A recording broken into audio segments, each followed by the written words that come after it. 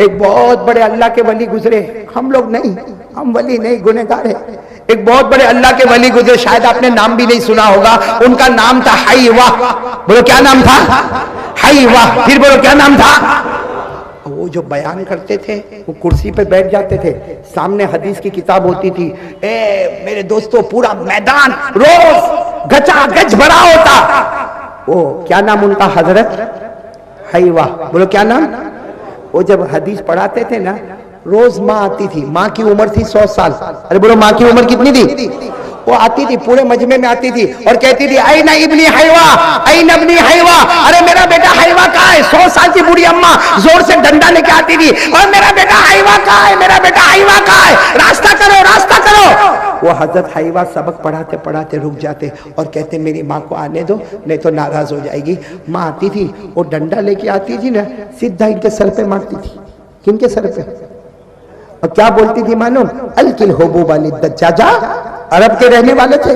अलकिल होबू वाली दज्जाजा, यानी माँ कहती थी बेटा सबक पढ़ाने आ गया, सबके बीच में बयान करने आ गया। वो अपने घर की मुर्गी को दाना कौन डालेगा? अपने घर में जो मुर्गियां पली है उसको दाना कौन डालेगा? हजरत हाईवा कहते अल्लाह की कसम मैं मुर्गियों को दाना डालता, गुस्ल करता, फिर आता, लेकिन मेरी माँ को याद नहीं रहता। हजरत हाईवा माँ को ये नहीं कहते कि मैंने मुर्गी को दाना डाल दिया, मैं सबक पढ़ाता हूँ। हजरत हाईवा हदीस की किताब बोलो क्या करते? बंद करते, खड़े होते, माँ के पीछे जाते, मुर्गियों को दाना डालते, फिर वापस आके सबक पढ़ाते। मेरे दोस्तों किताबों में लिखा करते करते 6 महीने गुजर गए। कितने महीने? रोज माँ आवे और बोलो रोज माँ मारे। एक दिन क्या हुआ, हदीस का सबक पढ़ा रहे थे, मालूम नहीं आज माँ कुछ ज्यादा गुस्से में थी, आई और आने के साथ दोनों हाथ से डंडा पकड़ा। हालांकि बेचारी कमजोर थी, लेकिन मालूम नहीं इतना जोर से डंडा मारा कि सर का पीछे का हिस्सा फट गया, खून निकलने लगा। हजरत हाईवा ने हदीस की किताब को बंद किया, मुर्गी को दाना डाला, लेकिन आज जब आए तो सर पे पट्टा बांध कर आए। बोलो सर पे। और फिर आए, हदीस की किताब पढ़ाने लगे तो रोने लगे। भाई सर दुखता होगा ना? अरे बोलो सर दुखता होगा ना, पट्टा लगा है ना, रोने लगे। जब रोने लगे तो मजमे में एक उनका स्टूडेंट, एक शागिर्द, वो खड़ा हो गया, जो बहुत मोहब्बत करता था, खड़ा हो गया, कहा मेरे उस्ताद एक काम करो, ये माँ आना ही बंद कर देगी, माँ आएगी नहीं, मारेगी नहीं, कोई मगजमारी नहीं। तो हजरत हाईवा ने कहा क्या काम करो बेटा? कहा तुम जब घर से निकलो तो बाहर ताला मार दो। ताला समझते हो ना? भाई घर से निकलो बाहर ताला लॉक कर दो। वो बेचारी बूढ़ी माँ है, दरवाजा ठोकेगी, ठक ठक ठक ठक करेगी, कोई खोलेगा नहीं तो वापस सो जाएगी। आराम से सबक पढ़ाओ और फिर सबक पढ़ा के जाके ताला खोलो। बूढ़ी माँ है, 100 साल हो गई, याद तो रहता नहीं है कि ताला बंदे के खुला है।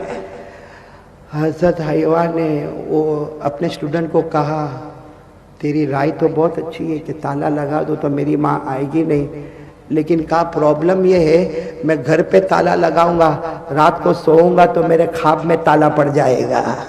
मेरे ख्वाब में, ख्वाब समझते हो ना, मेरे सपनों में ताला पर। तो तालिब इल्म ने कहा मेरे को समझ में नहीं आया, आप यहाँ ताला लगाएंगे तो रात को सोएंगे, तो ख्वाब में कौन सा ताला लगेगा?